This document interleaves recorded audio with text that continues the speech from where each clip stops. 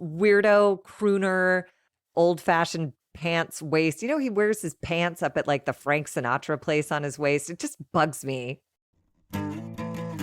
It's time to take A Therapeutic Dose, a prescription-strength reality TV podcast that explores the intersection of reality TV and therapy. Possible side effects may include entertainment, strong emotional reactions, and/or laughter. Here are your hosts, Ramona Ramirez and Margie McGee. Hello, everybody, and welcome to A Therapeutic Dose, where we meet at the intersection of reality TV and therapy. I am Margie McGee, and with me, as always, is my dear friend and co-host. Hello, I'm Ramona Ramirez Higgins. Hi. Hi, and I feel like we both need therapy more than ever after watching this episode of Summer House. Holy shit, it's going from dark to just like subterranean, nightmarish, no light. With Kyle and Amanda, I mean. They're bright spots, but those two are taking me out. It was ugly, accurate, scary, and maybe the blessing, believe it or not, is the fact that it is typically dynamics like that are 100% reserved for behind closed doors. You present one way to the outside world, and behind closed doors, that's what you see. But in this case, it's on TV. Well, but even that, like, you really see how far this has gone when Amanda tells West, like, oh, that was nothing. Saying fuck you and you dumb fucking bitch is nothing. Oh my God. She's like, that was tame. That was not. And by the way, I loved West in this episode. Thank God for West. Like, conflict avoidant until like his sense of justice has been activated. And he's like, oh no, absolutely not. I'm not going to bed because this is wrong and gross. Yeah. I really appreciated his level of being bothered. I did too. I did thought too. It was really valuable. And I don't know if this is appropriate or not. I've been asking myself, what's making you think this? Why can't you just see this person as someone showing up to support his friend? And it could be that. And then I also said, after seeing West's intense reaction, like, oh, is there something to the rumors that they have been hooking up? I mean, who knows? But honestly, I'm still at the place of like, I literally only care about that for Sierra. Yeah. If her feelings weren't involved, I'd be like, sure, great. Exactly. Get over someone by getting under someone else, whatever. I don't care. I don't know. I honestly feel like their relationship is deeper than that. Like, he really did stick up for her the way a family member would. I agree. Not to say there isn't attractive, because they're both, you know, she's gorgeous, he's cute. Like, I could, of course, but I wonder if they both value what that relationship is too much to just start like looking at each other's bathing suit parts. Like, totally. And it's not a criticism or a negative kind of like a mark against either one out of them. Except for Sierra. I would have to hate them both. Right. I'd be like, I just mean that I'm not criticizing West or like, oh, West, it's you only react like that because you care, because you like her. You don't just care about her because she's your friend. I absolutely do believe that West showed his, in my opinion, in my observation, his full-on Midwestern heart in that episode. Like, that is a ride or die friend. If he really cares about you, like, he cares 100%. But it just made me wonder, like, wow, he really cares about her a lot. No, but it's also like, I think, again, you and I were talking about this before, how like when you're raised in an alcoholic household, like, we're not part of the group of people who go like, why is everyone acting normal the next You're day? right. It's so fucked up. So I think people like West and Jesse are like shell shocked Totally. when a husband says to a wife in front of people, fuck you, and then follows it up with, you dumb fucking bitch. Yeah. It's like, that really is, that's shocking. It was Like, shocking. it would be as shocking to see him like kick her or something. You know what I mean? It's so violent. Those words are so unnecessary and so cruel. Kyle is just lost, man. He's very I sick. He is. Like, I'm legitimately worried, and he's like out there being an idiot right now. And like, I don't know if he'll be someone who finds a bottom and gets help. Like, I just keep looking at Carl and going like, it's so possible. You can so turn this around, Kyle. Like, at any moment you can have like a peaceful, happy life. But he don't want it. I also Mm-mm. forget that. Some people don't want what I think they should have. Yeah. He does That's not a want a really good peaceful, happy reminder. life. He manufactures his own misery and he fucking luxuriates in it. He That's does. where he gets his energy, is by being a victim and a baby and a look at me 45, 43-year-old man. Like, come on, dude. Yeah, almost Ugh. 44. Oh, God, how repulsive. Yes. So, in case you didn't know, we're here talking about Summer House. This is season 10, episode 8. The episode's called Sleeping on It. I don't know why Bailey isn't there. I don't know why Levi isn't there. There's no All room because stupid Lindsay's there and Dara's there. And so they had to cycle some people Do you out. think that that's why? So that I think someone, so, right? oh, that's sad. But I also think it was a blessing in disguise. The whole adage, everything happens for a reason. I really think that had Bailey been witness to what Kyle did to Amanda, to this behavior, I think it would have been a whole other level of re-traumatization for her. And so I do think it's a blessing in disguise that she was not there for this to happen.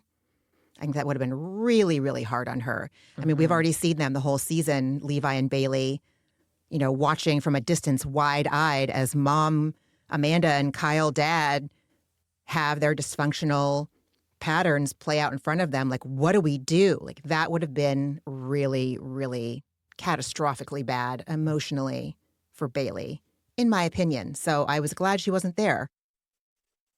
And also, I'm not really stoked on how things are being translated, both by Lindsay and Bailey. That just really bummed me out. Anyway, we'll get there. We will, but I blame Lindsay. Oh, Lindsay for knows what sure. she's doing. She's producing, she's hanging out the new girl to dry, and it's going to work. So, congratulations, Lindsay. Great producing. Yeah. So, we start this episode finishing up the dinner where we left off last week, and then everybody comes home. Well, they go out to the club, of course, but then they all come home and they are in Club Send It for a long time. We get a full sequence. So, Kyle's big bitch sesh at the end of this is like, I'm all alone. Everybody ditched me. I'm like, okay, but they were with you for a long time. We saw different images of dance circles and different people in there, and KJ sliding on the floor and Sierra sliding on the floor, and everybody What do you want, dude? How much is enough? Answer: none, because you're an addict. So like, there will never be enough. Not enough attention, not enough love, not enough. I don't know what the hell this man wants, but like, the whole episode opens with an extended sequence in Club Send It with Kyle on the ones and twos and everybody dancing around. Okay. Like, so this whole thing with Amanda, it's baseless. It's his story. He's really in that. He's really in that story. He's in his story. And it was really uncomfortable to watch. And it was such a good reminder to me as well that I can also descend into my story, like 0 to 60, 0 to plummet into the story that I tell myself about why something's happening. I'm being treated like this because of X. It's because I'm a piece of shit. And this always I'll never, just whatever the words that your story are, whatever those well-worn grooves are in your thinking, Kyle's were activated. And it's so uncomfortable. It was just such a good reminder. This is why I love to watch these shows.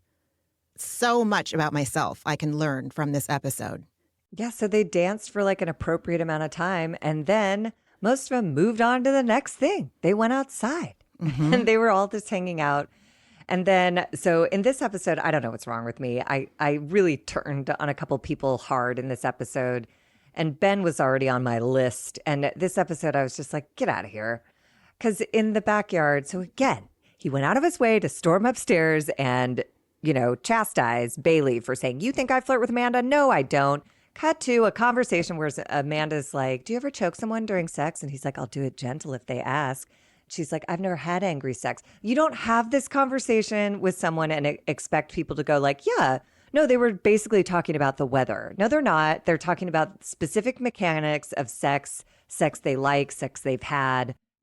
We all know that conversation. It is designed to activate parts of your system and the person that you're talking to's system. So, whatever, In Ben. in Sex and Love Addicts Anonymous, I learned that conversations like that fall under a concept referred to as intrigue. You know somewhere it's titillating. It can start something. It's not news, weather, sports. It's very much the opposite of that. It's very much to see if you can get that reaction from somebody. And yeah, anyway, I mean, I think that there's probably a normal amount of Yes. we're drunk and we're friends and we're young and we're like, sex, but then there's also.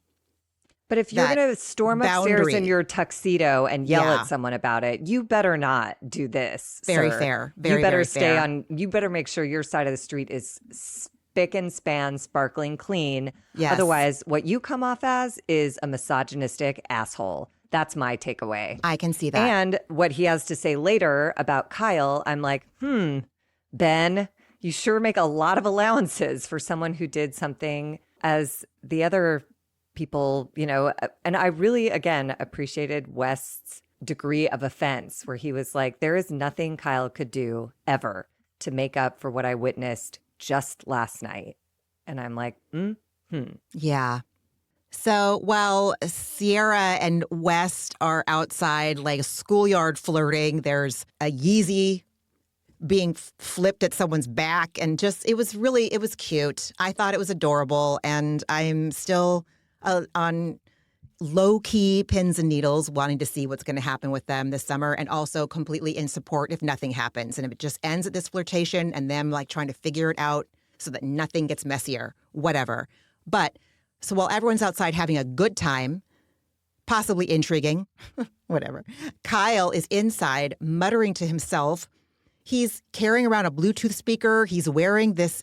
I'm old enough to remember the Imperial Margarine brand commercials where it was like dun dun dun dun Imperial, and someone was like this crown like Kyle was wearing would appear on the plate. Anyway, he says, "I just want to curl up in a fucking ball." He's just descending into his story and so feeling sorry for himself. And in his confessional, he says, "Amanda laughing and having a blast with Jesse and Wes, and I'm just like literally all by myself. They kind of ditched me, and right now I don't know how else to explain just how isolated I feel by my wife." Bro.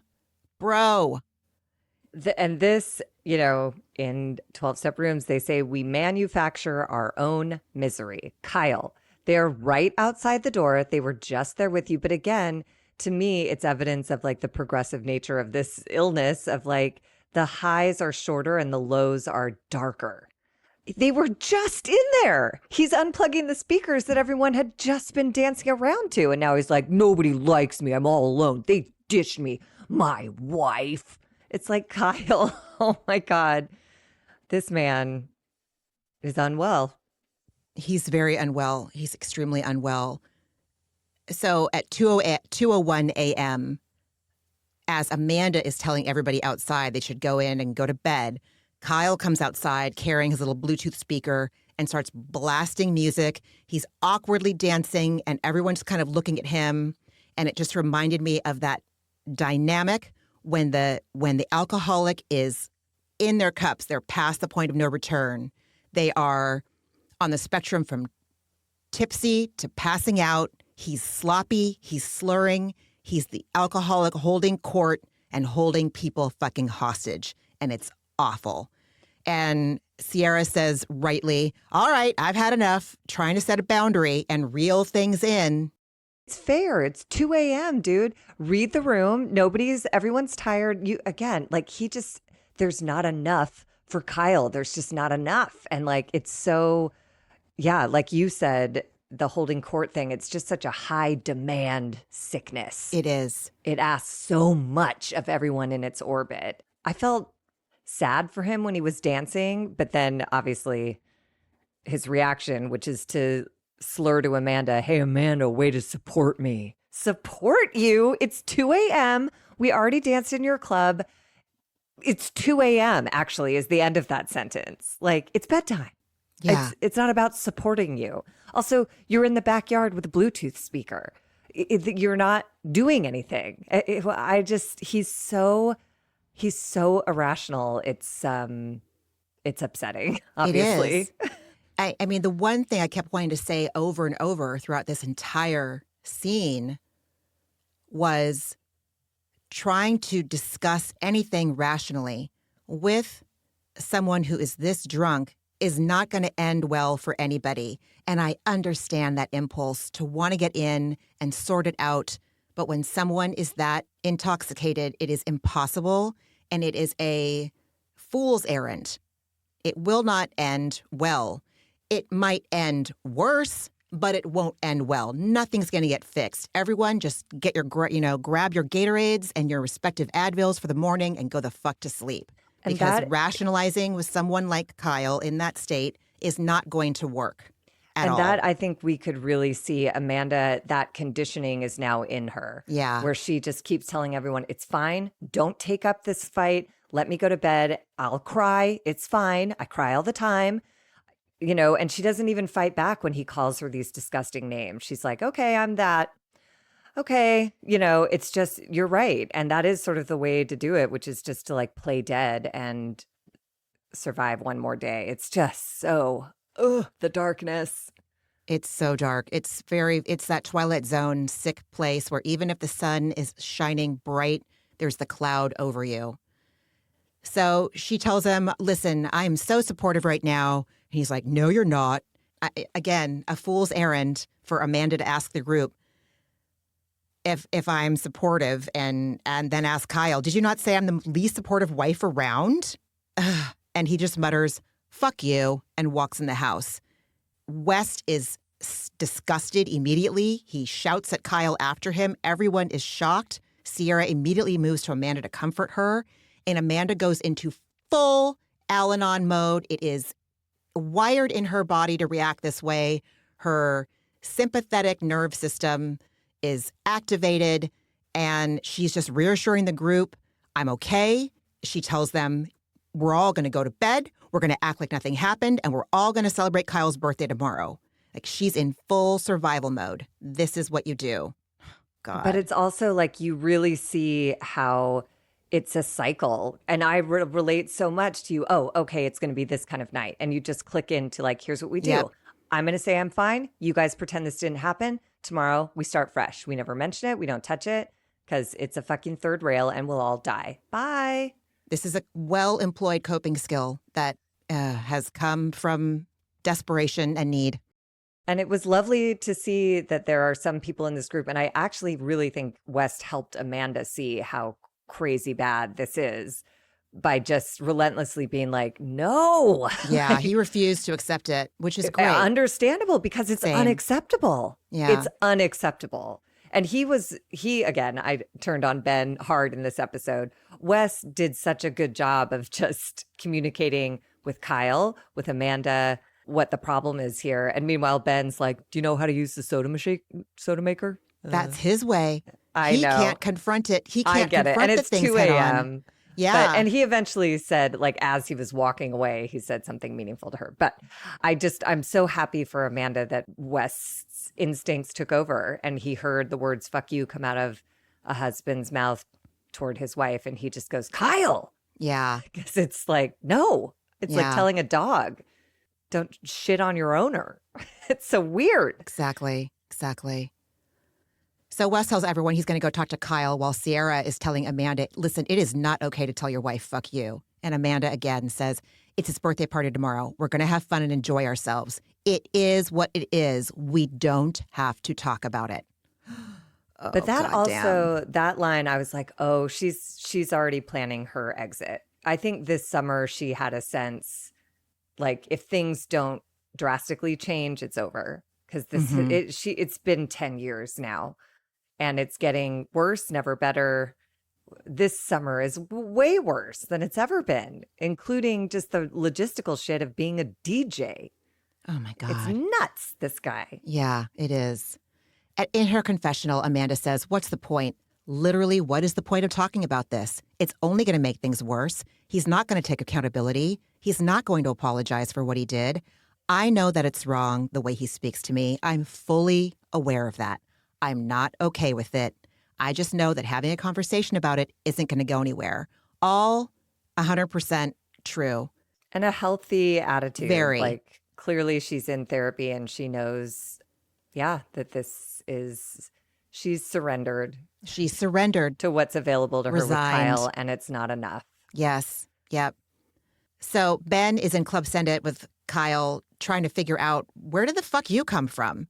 He says, it came out of nowhere. And Kyle tells him, well, that's how I felt Wow. Oh, so that's okay. I feel lots of things all the time, all the and time. I don't say them because either I care about people or it's not worth it at 2 a.m. to tell someone fuck you. Maybe I'll just go to bed and see if I'm still feeling fuck you energy in the morning. Probably not. Yeah. Probably Yeah. not. But that's just me.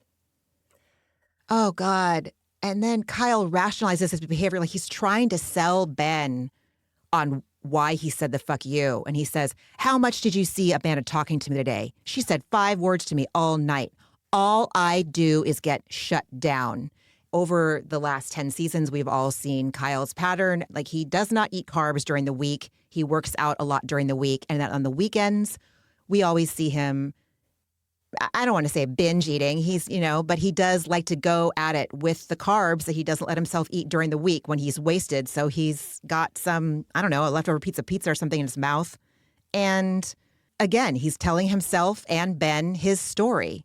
She abandons me. She ignores me. She doesn't pay attention to me. It's so gross.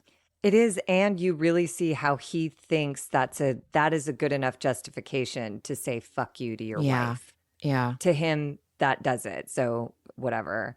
Then we get this scene with West, who's followed Amanda into her bathroom, and she's literally just going to do her skincare routine and get into bed.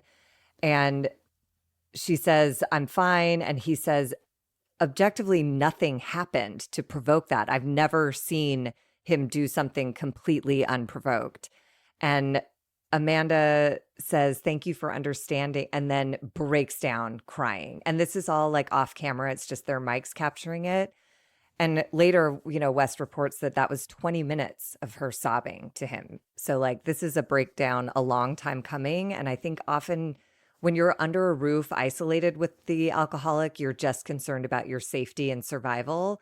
But when someone else is there to say to you, like, you didn't do anything, like, yes, Amanda and Kyle have an absolutely toxic dynamic that both of them participate in.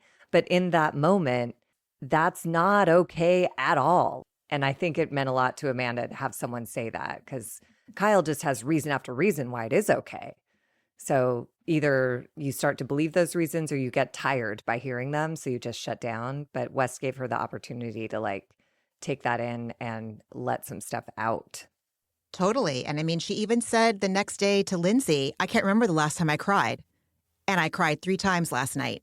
Again, I'm 100% projecting here, but had that conversation, had Kyle told Amanda, fuck you, what I'm trying to say is that we saw that happen in front of the friends last night. I'm thinking about all the times it's happened when they've been in their apartment together.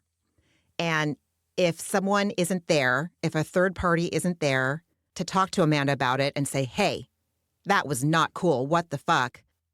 I know what I would probably have done is like grab my phone, get under the covers, and just start scrolling in order to not deal with my feelings. Go to bed to not deal with my feelings. Something like that. Some coping skill would have just like shoved themselves into the driver's seat and said, I got this. We don't have to feel these uncomfortable feelings. We don't have to feel this pain and humiliation right now at all. West wasn't going to let her do that. He didn't even know that's what he was doing, helping her not avoid her feelings. So she was able to cry because West wasn't going to let her get away with not. And he didn't even know it. Yeah. And it's like such a and I try to bypass it all the time, but it's such an important part of the healing process. And Al-Anon, they talk about the 3 A's that happen in order to bring you to recovery, which are awareness, which Amanda has, acceptance, and then action. But I too am like Amanda, and I'm in the camp that wants to go from awareness to action.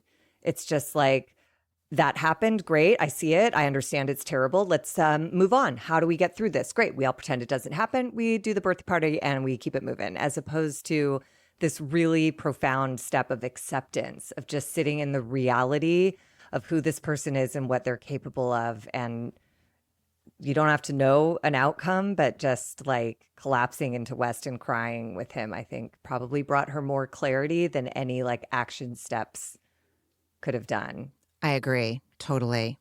So Kyle now enters the bedroom as West is exiting the bathroom. And West just immediately says to Kyle, tell her you're sorry, because you can hear Amanda crying in the bathroom. And Kyle, God, he goes, nothing happened outside. And West is like, you said fuck you for no reason.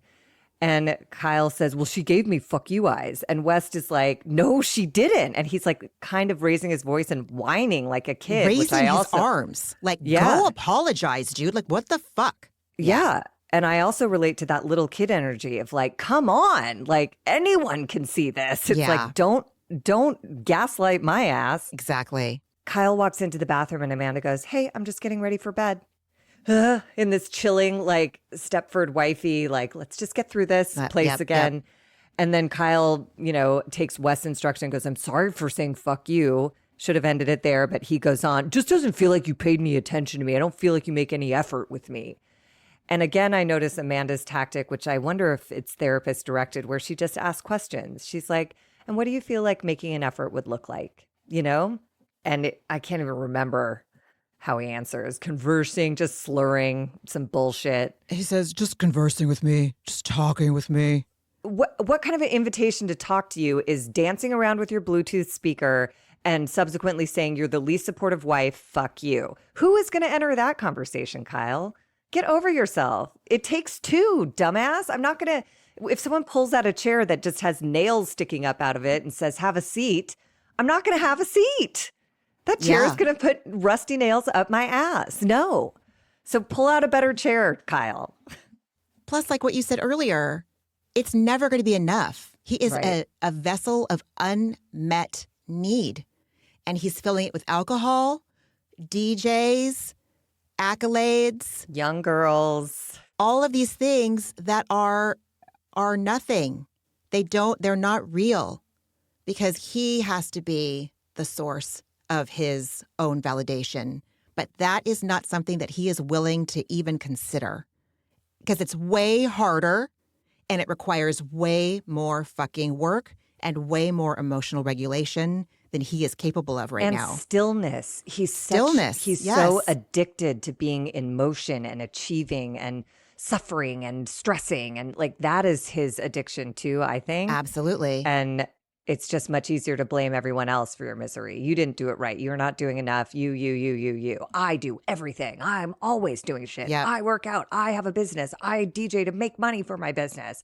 Like, he's exhausting. I'm so tired, and I just watch him once a week, a couple months a year. Like, I literally can't imagine what 10 years of Kyle Cook has done to Amanda's like body, mind, and spirit. Her body looks great, either. But her mind and spirit must be suffering.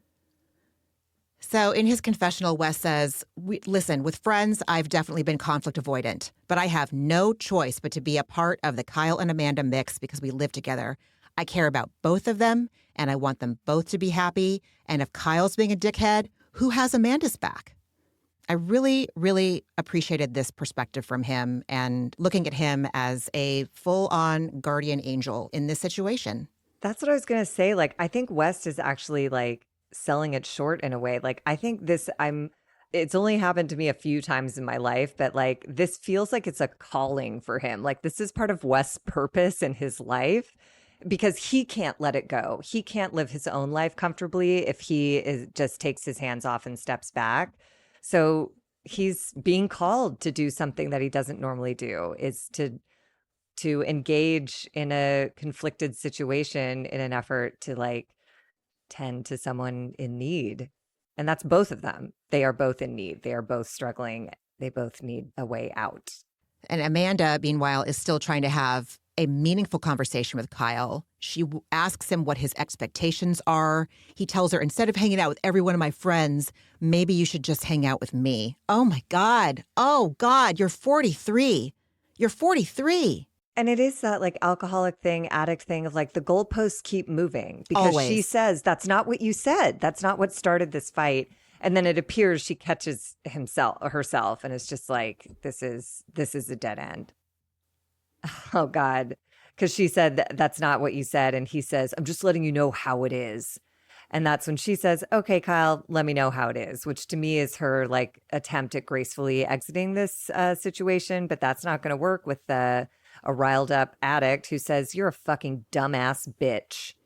And as she exits the bedroom, she says, you're right. I'm a dumbass bitch, Kyle.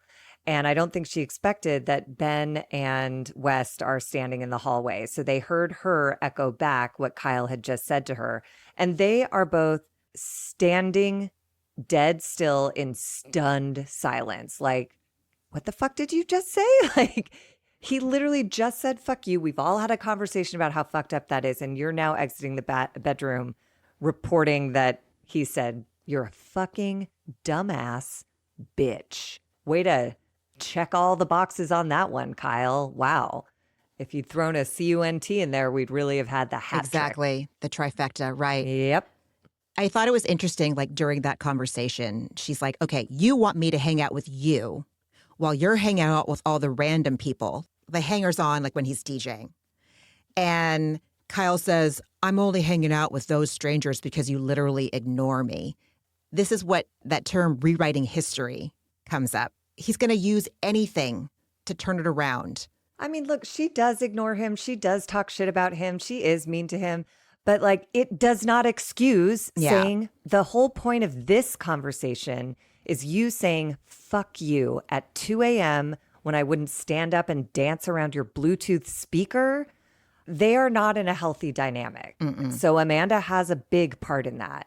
But tonight is a whole other level. And to hear her say this was tame is terrifying. If I'm her friend, I am now gravely concerned about her mental well-being. Completely. No wonder she was depressed. Yeah, Ben and West are in shock. West goes to hug her and she pushes him away and says, I have to go make soda water. I'm fine. And she's just that. She's in full coping mode. She is in survival mode, coping mode. I've been there. And we cut to the bathroom where Kyle is alone and they're slurring to himself.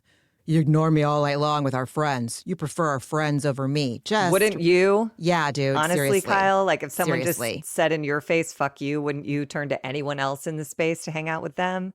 Yeah.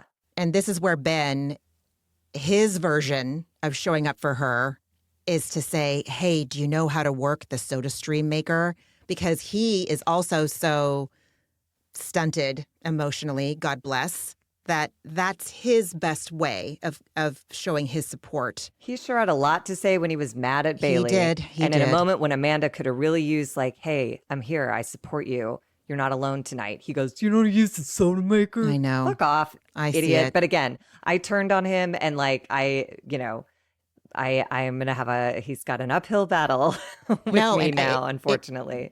It just shows me like I have been in such a defended space up until recently. I'm still not in a comfortable space, but at least it's shifted from being defended.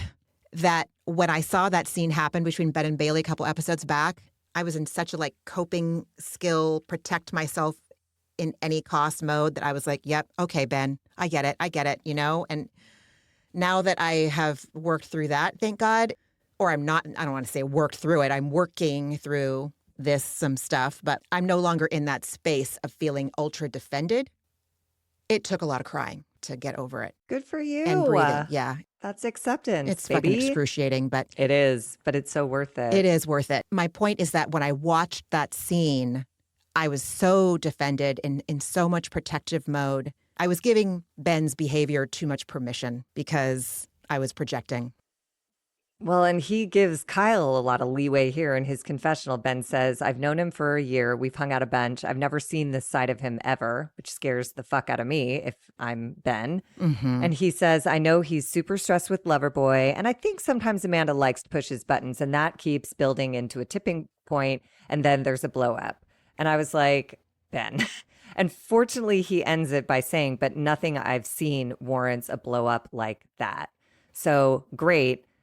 Leave the first part out because, like, I don't know. At a certain point, it's like I don't know. And maybe it's just because of everything, like the dynamics in our country right now. I'm just like, if it can always be excused by she brought this on in some way with what she wore or what she said or what, then it will excuse anything. Like at a certain point, I don't need all this backstory. I don't care how. Yeah. Being an adult is stressful. I don't own Loverboy, but I have unbelievable stressors like everyone else who is so fortunate to hit 40 and beyond. That's life. I don't talk to people like this. And I'm grateful that I'm in therapy and 12-step rooms and all the things so that I am hopefully not at risk of ever becoming like this. But like, I also don't, Ben takes this line of reasoning a lot in this episode of like, yeah, but Loverboy. And I'm like, holy, No. if that can excuse a man's or anyone's hateful, violent language toward anyone, then we're ruined as a human race. Like it just Right. can't be that. You have to care about people more than you care about cans. Oh my God. I know. So we cut to Wes in the bathroom with Kyle again, and Kyle is telling Wes, Amanda has spent more time with you than me in the last 6 months. And Kyle tries to tell Wes, she said something at the bar to me that would justify telling her, fuck you, but Wes isn't buying it. And Also, just a reminder, Kyle's been DJing for the last 6 months, and he said he's been out of town and hasn't seen his wife. That's how the season opened, yeah, with him saying, I haven't seen her from January to June. So yeah. whose fault is that everyone else has more time with her? They're And again, around. now this is also like the selfish thought of Kyle's brand of alcoholic. That selfishness, like, okay, well, I was busy for 6 months. Now it's Right. I'm deciding that I want to reconnect with my wife during our summer together, and that's my plan, and just assumes that like she'll want to be on that same plan as well. Like she's It's just a so robot who powered arrogant. down when he left town and Yeah. just waited with her hands in her lap, not having any feelings, not having any reaction to him being gone, being drunk, being out all the time, being everything she begged him not to be in this marriage. You're right. It's just entitlement gone. So entitled, so self-centered, Wild. so selfish, so arrogant, and so grandiose. Yeah. Not every alcoholic is like Kyle, but I have been in that dynamic with a Kyle brand of alcoholic, and it is butt fucking ugly. I didn't act out with alcohol and drugs, but I acted out with other things. And my thinking followed the same lines. It was grandiose or complete despair. Yeah, Like I'm a total piece of shit, or like, why isn't everyone giving me what I want? exactly. I deserve it. It's like there's no humility, which is the whole point of the 12-step rooms, is to return you to a sense of humility, which brings you into a sense of community and belonging and peace. And like there's so much to access in that space. But I didn't have access to it when I was busy thinking I knew how my life should go. And the only way my life could go that way is if everyone else did what I said. Oh my gosh. And they're either doing it because I'm such a piece of shit, or they're not doing it because they're assholes. Yeah. It's not, there's no understanding of live and let live. There's no understanding of like, Expectations. let me get to know you and what you care about and how I can be supportive of you instead of just waiting for you to be supportive of me. Like, ick. So Kyle is saying, like, with Amanda, it's always a fuck you, Kyle. But Wes is not letting him get away with this kind of thinking and says, but it's not, dude. This is your head. And Wes's tone of voice, he's like begging, he's pleading, he's imploring. And again, I want to just remind myself, everybody, you cannot reason with a drunk when they're drunk, and maybe not even when they're sober either. But I know where Wes is coming from, and it is a fool's errand. I feel so bad. I get it. And it just shows what a heart he has, that you're going to just try no matter what. And that's where the insanity goes down. Exactly. And you know? don't know. Like, I didn't know until I went to therapy that when something is so obvious to me that a wrong has been, like an offense has been committed, why would I ever leave the conversation until the other person understands? Like, it's so bad what you did and it's so obvious. You have to see that. And I can't sleep until you see that. So I think it's his first encounter with, like you said, trying to rationalize with someone who is gone. He gone. Kyle tells West she hates me. She doesn't talk to me. I'll sleep in another bed. I don't give a fuck. If you all don't fucking see the fact that she fucking hates me, then I don't know. I'm blind. I'm sorry. And West is like, don't apologize to me. I'm just telling you that shit's not going to help. That was the perfect way to end the conversation. Yeah. And then Kyle continues to pity himself as West exits the bathroom. And I thought this was so sweet. West stops at a great distance from the bed and just says to Amanda, I love you, and text me if you need anything. And I believe that he probably had his phone, the ringer up on his pillow so that if something went left, he could help her. And she says, I'm sorry, which is like the Al-Anon refrain. Absolutely. You know? Exactly. Exactly. So the next morning, Saturday, August 2nd, it's a little before 9. Cass is waking up. Lindsay's FaceTiming Gemma. Then we have a confessional from Kyle where he says, which I didn't fucking believe it, there's no excuse to drop the F-bomb and say fuck you to your wife, but I'm only human and I can only go so long getting the cold shoulder and getting these small but steady jabs. Okay, so there is an excuse, Kyle, is what you're saying. So the whole first part of this is actually moot because you just said, wouldn't you? No, I wouldn't. I used to think it was all in my head until I watched some of these summers back. So he's basically saying these things. He is probably sober while he's talking to a producer in his confessional. However much longer this is after they actually film this episode. I don't know what the timeline is between when they do the confessionals and to be ashamed or understand that other people are ashamed of him. And I heard no contrition. None. It's her staggering. Fault. She did this. She provoked him over all these years of his suffering. And they do give us a montage of Amanda being a bitch. Like she's being But only really... 2 summers ago. I mean, I sound like Kyle right now, but only 2 summers ago. They're a bad match. Yes. I believe there is a partner for each of them out there. As my mom would say, in a romantic relationship especially, you should bring out the best in each other. Amanda and Kyle both have objectively great qualities that are dead and lost when they are together. And we get this montage of Amanda being rude. And like, I would take that personally if I was a decent person on the receiving end of it. But like, Kyle's not a decent person anymore. He's so yucky. The clips they showed were all from 2 summers ago. This is now the 10th summer we're watching them together. And I've, watching the show from the beginning, we've seen all of Kyle's behavior. Again, this is not to rationalize Amanda's response that they have on camera starting back, 2 years ago for this clip. But this is the natural progression of what happens in an alcoholic dynamic. And so the fact that we weren't going back 10 summers, I think it was relevant. The way she's talking as of 2 summers ago wasn't what she was saying when she first started dating him. But this, I would suggest, is how Al-Anon-ism progresses. Absolutely. To be an Al-Anon, you're quiet, you put up with everything, you fold your hands in your lap, and you take it all, and you just weather it, and you cry to them, and you do everything you can to fix yourself and fix the relationship, and it's not their fault, they're right, it's my fault. Then you reach a breaking point where you're like, I've done everything that you've asked. Fuck you. This is a test of my patience. And then you start trying out saying weird, hateful shit. So I would suggest their diseases were progressing at the same rate. Absolutely. But Al-Anon is a sneaky, quiet little asshole. And everyone thinks you're a delight. And then everyone goes like, huh? And the record scratches and heads turn when you say anything slightly representative of the reality of your relationship situation. So yes, maybe it's only been 2 years that she's been saying stuff, but I bet if we went back, we would see this dynamic, this toxic dynamic growing on both sides from jump, For sure. For sure. So he says, now I pick up on these jabs in real time. It doesn't even matter if we're having a good night. I still get jabbed. And it's just been piling up. It's one thing if you're in a funk, but if you're having a blast with everybody but me, it's just sad.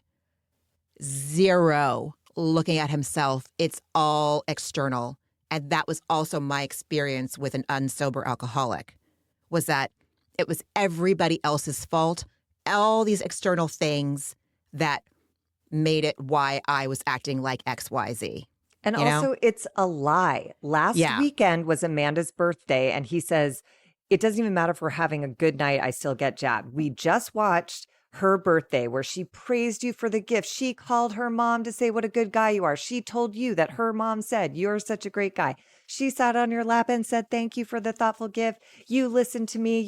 Shut up. She didn't jab you once. Mm-mm. And I mean, it took a Cartier watch to get there, and that's not great. But that is a manifestation of both of you guys in this relationship. Like, you don't like each other. You don't anymore. You Yeah. love each other, but you do not like each other. And he's just lying. And I think the only truthful thing he said is, it's just sad. That's real. Sit in that, Kyle. Just be sad and let this go. Like, this is terrible. You're not going to win this relationship. You're not going to be right and get everything you want. No one does. That's life. Sorry about it. But, I think I'd said it before. I worry for him being out of this relationship because he's blamed Amanda for a decade for all of his dissatisfaction in life.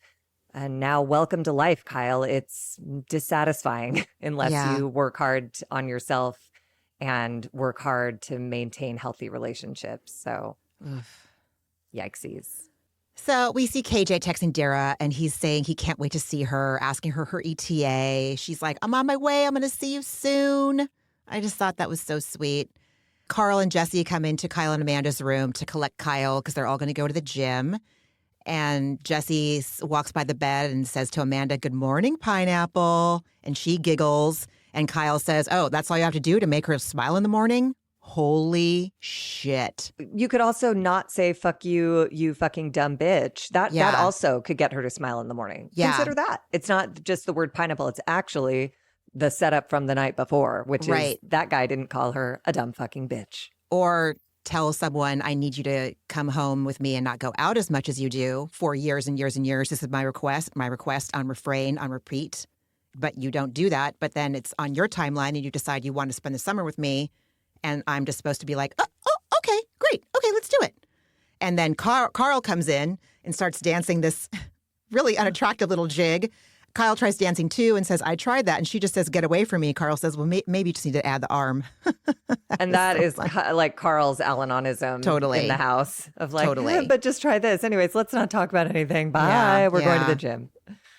So we cut to Mia and Sierra in Sierra's bed. And Mia is telling Sierra she's so glad that Sierra brought up the conversation about race last night at dinner. It was really needed. And Mia really appreciates everyone in the house holding space and not interjecting and not saying, oh, I know what that feels like, because you don't. And it's not like we can say this conversation is going to change the way we look at things and everyone else is in the world, because it's not. But at least the people we live with can acknowledge it, and that's important. I love them. And in her confessional, Sierra says, in this house, we're not just meeting up once in a while, filming a scene, and then going home. We're actually living with each other. And I think I'm just at the point where if I'm going to have white friendships in my life, if I'm going to have white relationships with people, and I'm going to consider them my close friends, then we need to have honest and candid conversations about what I'm going through. And it's uncomfortable. Race is uncomfortable. It's not comfortable. It's not a comfortable topic. But it's also, and I loved that she said this, but it's also uncomfortable for me to have to keep it to myself. I had chills just even saying those words right now, just reading her quote. I love that. It was so honest and so specific and so just invaluable. She deserves to be close with the close people in her life. And you always say to me when I call you with something that I think is like shameful or embarrassing or inexcusable or whatever, and you say like, it's an honor to be your friend. Like, it's a privilege to love you. And like, I feel like Sierra deserves to hear things like that too. Like discomfort. It's an honor for me to sit in discomfort with someone. Yeah. Because you trust me enough to like, let me be there with you while you don't have it all figured out and it's not peaceful yet. Like, that's such a It's a privilege. It is. It is a privilege. It is a privilege. And I am so happy for Ciara that she loves, respects, and regards herself as much as she does to know, like, I have to be honest about my discomfort in the world. I love this whole scene. So Mia tells Ciara that her saying something made her and KJ feel seen. And then they both, all Ciara has to do is just say, KJ. And they're both just like, did exactly what you and I just did, like hold our hearts and get this look on their face like, oh, we love you, KJ. And Ciara goes, I'd kill for him. Yeah. You know, it's so cute. It's so cute. And I feel the same. I don't know this kid. He doesn't know me. I really love his earnestness and his honesty and his vulnerability. It's so fucking compelling and intriguing. And then we get like the polar opposite experience of a friendship conversation as Amanda tells Lindsay about her night before with Kyle. Lindsay slept through the whole thing. And Amanda says, well, it was bad. Like he was calling me names and I cried 3 times last night and I can't remember the last time I cried.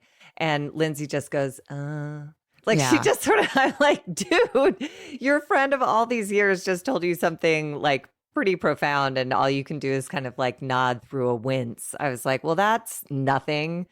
Go on, girl, give us nothing. Yeah. And Amanda says, you know, like she understands that Kyle is stressed about Loverboy, but she's never treated Kyle badly when she was going through her own stuff, her depression and whatever various other life stressors have happened in her life because she's a grown-up and being a grown-up is stressful. Being a kid is stressful. It's just, you know, you get a lifetime to learn how to manage it. And Kyle bailed out on learning how to manage it. He's just not going to manage it. He's going to make it everyone else's fault. Mm. So we cut to Ciara telling Mia what Mia missed last night when she went to sleep and that she feels so over the way Kyle talks to Amanda. And she shares that her gut reaction is Amanda cannot have kids with him. And Mia asks Ciara, what do you think is keeping them together? And Ciara just says, bitch, I don't know. Which is so all of us. Yes, so all of us. And so back to Amanda and Lindsay. Amanda is trying to shake off the night before. And she says in a really like sarcastic, saccharine voice, but it's his birthday today. We're going to have to make it a great day. Smiles all around.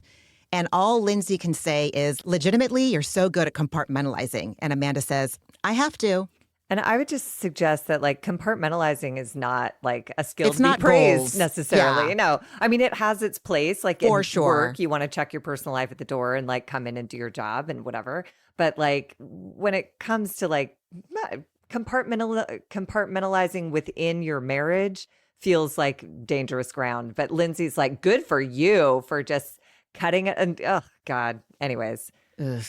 Everyone starts setting up for the party, and KJ and Lindsay are unloading groceries in the kitchen, and Lindsay asks KJ if he's excited that Dara's coming, and she's kind of like quasi-pumping him for details. It's she like... knows what she's doing. She came very in manipulative. to deliver this yes. gossip and ruin his day.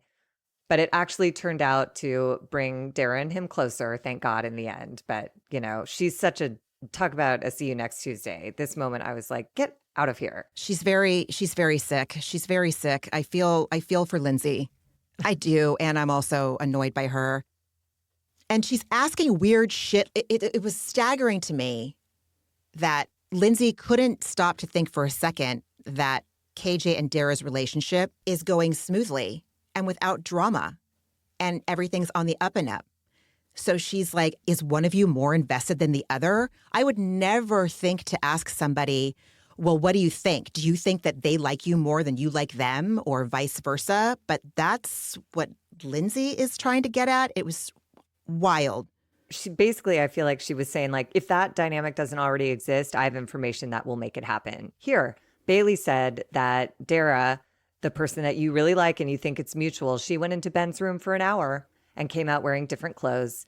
And KJ is like completely thrown by this. And Lindsay goes, oh no, did I put you in your head? And he's like, yeah, probably. Like the way she said, oh no, and now you're in your head about it. It sounded like she was proud of herself. She sounded full of glee almost. I mean, and that is where I do worry about the direction of reality TV is like reality TV stars are now producing the show internally by doing shit like this. And they seem to, someone like Lindsay has quickly lost sight of the fact that KJ is a young man, a human person. And doing this is, it just felt like cruel and unusual to me. I was just like, just let this play out. You don't have to get in here and stir shit up. You don't have to wear zebra stripes to provoke Carl. You don't have to like mess with a young kid's head in his first summer as the first Black male cast member ever on Summer. Like, why him, you old white hag? Like, sorry, but like, it's not a dynamic we can't ignore after the scene that just happened before. It was very, I was really mad about it and uncomfortable with it and really pissed off on KJ's behalf of like that. All of this was unnecessary. You sent that boy into a whole panic attack. And on camera, it's cute. It's 2 deep breaths and a timestamp. In real life, a panic attack is scary, time consuming. For me, it, brings up embarrassment and shame and exhaustion. And like she sent him into that by saying this. I'm mad. She and Ben need a long time out. Oh my God. They need some therapy. They need some therapy.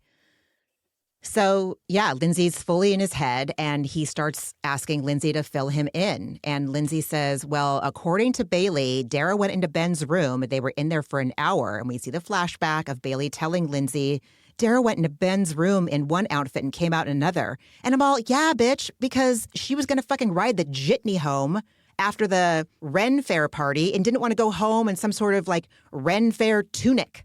But so she put on some traveling clothes. Bailey didn't say it in any like salacious way. Like, again, Bailey is coming at this from like, I'm going to get over Ben because, he invited a different girl into his room. Whether anything happened in there or not, I'm going to get over Ben.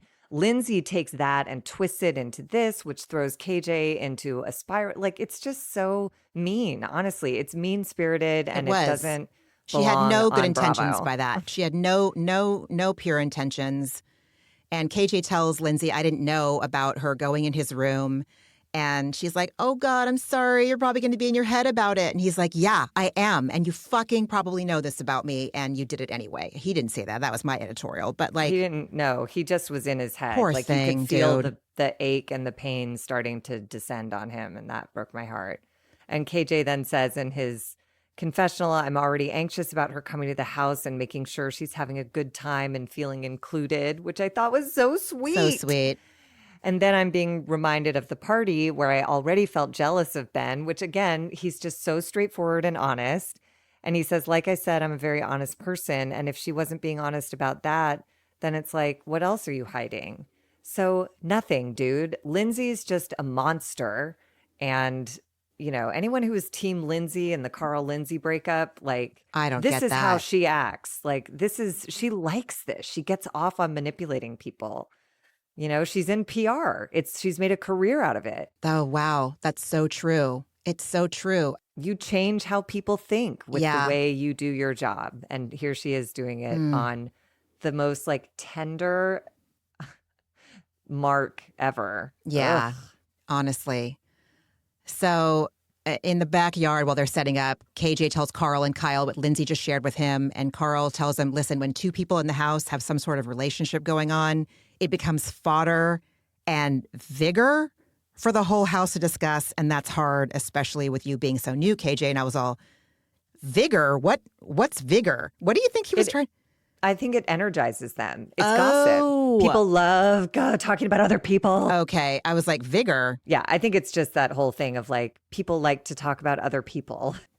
I'm going through a real phase in my life where I don't enjoy gossip and I don't even like being like the invitation to start talking shit. I don't think talking shit is cute and fun anymore. Maybe again, it's because of the state of it's not a sport anymore. It's what's running the country is talking shit. And it's too dire and sad and like I'm over it. And I see that. This is what it does. When you gossip and talk shit, it's not a victimless crime. You send KJ into this spiral. And then as you note here, Kyle's only advice is just tune it out. It's like, oh my God, the difference between Kyle saying just tune it out and the conversation KJ later has with Sweet Sierra and Mia. Yeah. 2 people are human and one is an addict. So 100%. you guys decide. 100%. So Ben, Jesse, and West are in Shay's lounges, just sunning themselves while Amanda has been like verbally asking anyone in any space that she walks into, hey, will you help me set up? There's tons of shit everywhere. Let's get decorating. But they're chatting. I do feel like the producers may have had a say in this. Very they're like, fair. I need you guys to have this conversation away from Amanda. Stay in these chairs. And she's like, you guys. And I feel like they're like, sorry, but we're at work. So Ben asks Jesse, who, you know what's funny is that last week's episode was a very Jesse light episode. I don't remember him at all really being in the episode. And then the previous night, I guess he went to bed. I also didn't notice, but I was like, oh, great. Now I know. I don't care if Paige isn't there, and I don't care if Jesse isn't there. So Ben asks Jesse, did you hear about last night? And Jesse tells him West came in, yes, and he was pretty perturbed when he came upstairs. And West says, perturbed? That's a big word. And I was all, is perturbed a big word, West? Is it? For Is Jesse. Yeah. So Sierra joins them, and Ben tells her we're discussing last night, and Sierra is disgusted when West shares that Kyle said, Amanda gave me fuck you eyes. And Jesse asks if anyone's talked to him about it this morning. And West says, I asked Amanda if I should ask him if Kyle even remembers what happened. And she's told me not today for the birthday party. Just leave it alone. Which, partly very sane and very rational, because we all know that nothing good can come of it in a quick conversation before 100 people show up to record this party. But also, I'm sure a large percent of that decision and direction from her part is like, I can't deal with this today. We're not going to deal with this today. We're not going to deal with this. But isn't it interesting how, like, that is the tactic I used to do of, like, let's just not talk about it. But look what happens at the rest of the party. Everyone talks about it. Everyone talks about when it. When something with that much gravity happens, you don't compartmentalize, Lindsay. Normal people have integrated emotional experiences. And watching Kyle say, fuck you to Amanda last night cannot be lifted out of your human experience and put in a locker for 4 hours. It's just, it affects you because you're a whole human being who cares. So, So Sierra says Amanda's going to put on a face after he cursed her out last night. And she doesn't know how she does that, because if she's pissed, everybody knows.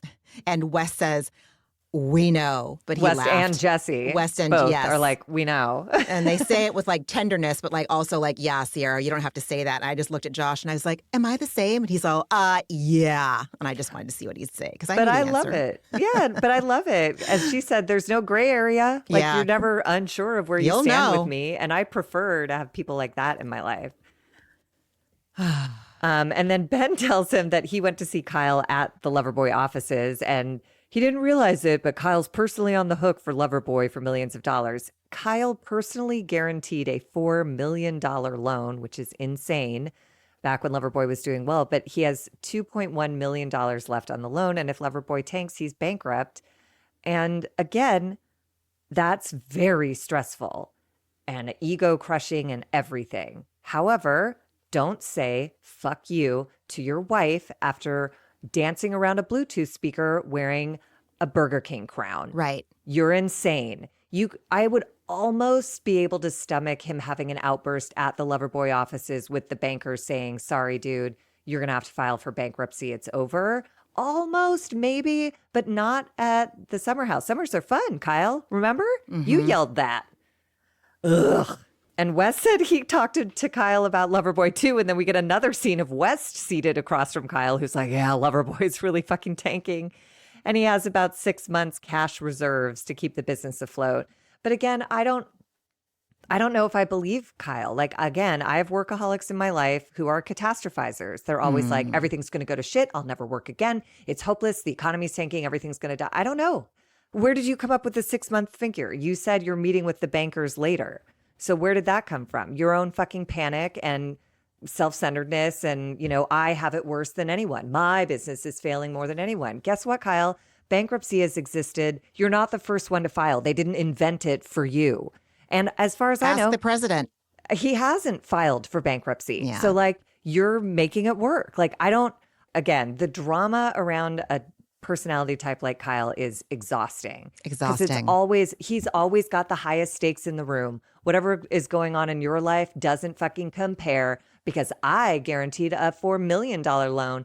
I'm 2.1 in the hole. My wife talks shit about me. I have all the stress. So anything you're going to say is not relevant to this conversation because if you can't match 4 mil, you got nothing. Like that's the attitude I take. Because I didn't hear Kyle ask shit about West or Ben. I still don't know what the hell Ben does, but at least he doesn't yell "fuck you" at Amanda. The bar is low.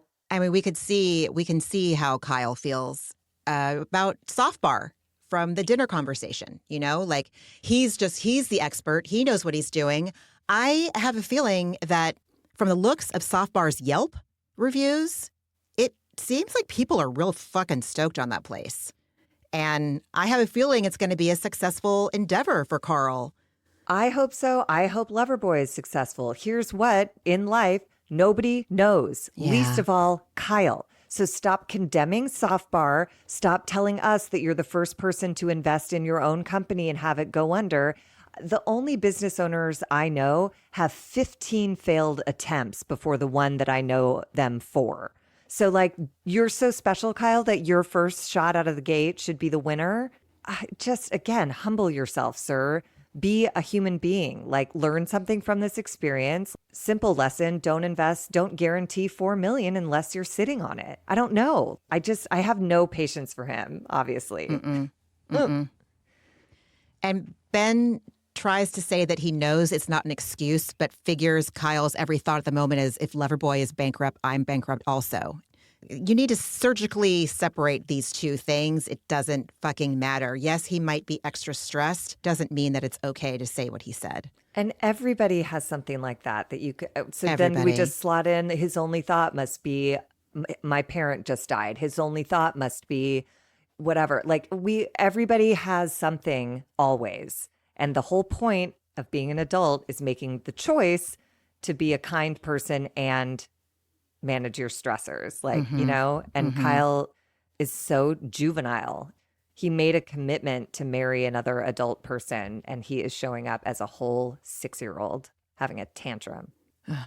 So, and what Sierra says is like, okay, well, whose fault is that? If Loverboy's bankrupt and he's bankrupt, whose fault is that? There's always an excuse. There's always something.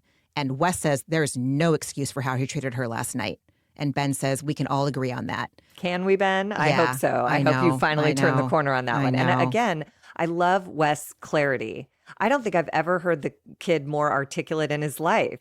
No. He just says there's no excuse for how he treated her last night. Normally he's like, and like abbreviating words and being cute. And this, he's just like dropped into a whole new realm of his personality where he's like, no, period. Mm-hmm. I liked it. That's his red line. He's like, I don't give a fuck what it is. There's no, and he's not wrong. He's not wrong. And Sierra shares with them, in her opinion, they should separate. This summer feels different. It feels different this time. It feels like people are hitting their breaking point. They don't have to legally separate, but they're so in each other's faces all the time that it's clear they resent each other. So why wouldn't you take a beat, separate for a minute, get your bearings, and see if that actually does help? Then you can communicate and talk properly about the things you actually have issues with. Oh, Sierra, those wellness retreats have really paid dividends. Mm-hmm. She's so wise. She really is. She really is. I'm glad she says it. She's extremely honest. And that's what draws me to Sierra. That's what draws me to KJ. That is what draws me to Carl. I know where they stand, and that makes me feel safe, number one. Number two, they're very clear. Whereas West, you're like, oh, dude, when he says some things, you're like, oh, man, just can you give me something give me something concrete. Don't give me a wet noodle. He is absolutely giving you concrete with how he is like, I don't give a fuck what is going on. Who's got a proverbial gun to Kyle's head? Not okay. And it really elevated my opinion of West. And I can see what he's capable of.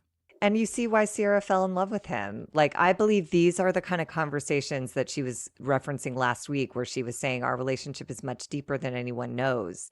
And we see Party West, or we have until this episode, where we see a more dimensional version of this man who's actually Yeah. like pretty impressive. Yeah. And he seems like, I'm like, oh, Wes is going to be a great fucking dad. He's probably going to be a great husband once he wants to settle down.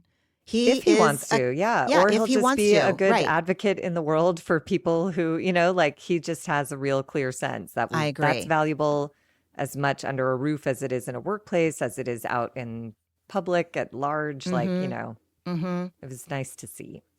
Yeah. Because Kyle has struck me as a selfish person since I started watching this show. He is, but I thought he would grow out of it. I did 10 too. years ago, I was like, oh God, this party boy, like, in 5 years, he'll start to see that this isn't a way he wants to continue on as an adult. Whoops. He's now a DJ wearing an Imperial Margarine crown. Oh my God, dude. Oopsies. Carl has absolutely had, like, he's grown. He's evolved. Amanda has evolved. Sierra has evolved. West is evolving. Jesse, not so much. Ben, absolutely not. Bailey, evolving. We've only seen her for 8 weeks. I'm excited to see more. Dara seems great. KJ came fully fucking evolved. Mia, absolutely same. And it's like, Lindsay, stunted. Kyle, stunted. Jesse, stunted. I know who I want to see more of. I know who I miss when they're not there. Anyway. So now Dara arrives and she enters and KJ is like in the fridge putting groceries away and he doesn't even turn. He just goes like, I know who that is. Hold on. So you can just sort of start to, like, I immediately sense I got a pit in my stomach, a sympathetic anxiety pit in my stomach. And Dara then enters and greets Kyle, who appeared to say Casey is in the kitchen. And I was like, Kyle, it's KJ. Like, yikes. Are you drunk? I don't know. Dara goes in to ask KJ if she can help him put groceries away. And he very sweetly says no. And he'll help her take her stuff upstairs. But then, and this to me is another signal of anxiety, he couldn't get the fridge to close. Like, for me, when I'm anxious, I'm not thinking straight. There was a milk carton blocking the hinge of the fridge. Like, of course it's not going to close. Bless. But when I'm anxious, I don't see that. Everything is a blur. Everything's loud. There's only the sound of rushing water in my head. I don't have thoughts. It's just noise. And I was just immediately, I was like, oh God, I feel for this boy. It's all happening. It's coming. It's just coming. Mm-hmm. Mm-hmm. And in his confessional, he says, I'm trying to pretend to Dara that everything's all good, but inside I'm just freaking out. And he goes, I suck at lying and I can feel like she can tell, that he's holding something back. And I love that. I love that he read that in her. It indicates something good about her, some empathy and compassion. And I don't know. I'm hopeful for those two. I really like their relationship. I do too so far. I absolutely do too. So upstairs in KJ's room, Dara's like, oh, am I staying in your room? And he says, if you'd like. And she's like, I would like. And KJ says, I'll just put your bags up here for now. Which made me sad because like he is now in his head thinking Dara is here to get close to Ben. So he's like, do you want to stay in my room? And she's like, of course I do. And he's like, well, I'll put your stuff here for now, but you can go fuck Ben if you want. Like, I don't know. Why are you here? Like, he's so... You think that like, he was setting himself up to have less disappointment and hurt later by like, okay, that could be a possibility. Or just trying to get ahead of it if that's the case. Yeah, absolutely. And they both head downstairs and Dara goes outside, but KJ hangs back to check on the fridge situation, as he says. And then the editors leave in a sigh, but it's that shallow breath, like kind of wavering sigh. And like, oh, that's a panic attack. Like it's coming. Mm-hmm. And we sort of watch the whole evolution of his little panic attack through this episode. Pobrecito. I know. Yeah. I just feel for him. I've been there, man. Mm. So Dara's in the backyard greeting everyone. And when she greets Ben, he says like, cheers or something. And she's like, oh, I forgot you were Australian. And I was like, okay, KJ, you do not have anything to worry about. He made zero impression on her. And then Jesse, I don't know, again, he only had like 2 lines this episode and I hated them both. And this was one of them where he goes, I never forget he's Australian. there's nothing he's ever said where I'm like, oh, he's normal. I'm like, shut up, Jesse. Normal? How You're not gross. normal. You weirdo crooner, old fashioned pants waist. You know, he wears his pants up at like the Frank Sinatra place on his waist. It just bugs me. He bugs. Tan pants. Get out of here. Oh, God. So then Kyle goes in the kitchen while KJ's still in there, and KJ just bails out. The panic attack is upon him, and he needs space, especially from someone as unsafe, unreliable, and unpredictable as Kyle Cook. Who literally would probably tell him, like, just stop. Get over it. Yeah, you know, if he was like, I'm having a panic attack. Yeah. Tune it out. Yeah, Go work out. Go work out. Right? Go eat a fucking piece of cold chicken breast. Thanks, Dad. Idiot. And then KJ heads outside under the guise of putting stuff in the outdoor trash can. And he steps away from the cameras and we hear him taking deep breaths. And like you and I both know those deep breaths. Those are the like trying to regulate your nervous system.